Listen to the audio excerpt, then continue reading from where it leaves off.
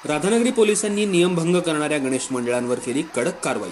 हे आहे गोकुळचं श्रीखंड, अगदी जिभेवर रेंगाळणार। जिभेवरच नाही तर मनावरही रेंगाळणार गोकुळ श्रीखंड, मनावर रेंगाळणार। कोल्हापूर जिल्हा प्रशासनानं तसंच जिल्हा पोलीस प्रमुख योगेश कुमार गुप्ता यांनी गणेशोत्सव शांततेत पार पाडण्याच्या अनुषंगानं आगमन आणि विसर्जन मिरवणुकीमध्ये डॉल्बी वापराबाबत निर्बंध घालून दिले आहेत। तसंच गणेशोत्सव शांततेत पार पाडण्याच्या सूचना दिल्या आहेत। मात्र या सूचनांचं उल्लंघन केल्याप्रकरणी राधानगरी तालुक्यातल्या आमजाई भरवडे आणि पिरळ या गावातल्या मिरवणुकींमध्ये दुचाकी गाड्यांच्या सायलेन्सरमधील पोंगळ्या काढून कर्कश आवाज करत गाड्या चालवणाऱ्या एकूण 3 मोटरसायकली राधानगरी पोलिसांनी ताब्यात घेतल्या आहेत। तसंच सरवडे इथल्या गणेश आगमन मिरवणुकीत डीजे डॉल्बीचा वापर केल्याप्रकरणी एकूण 10 गणेश मंडळाच्या साऊंडचे नमुने पोलिसांनी घेतले असून संबंधित मंडळावर ध्वनी प्रदूषणाच्या अनुषंगानं कारवाई करण्यात येणार आहे।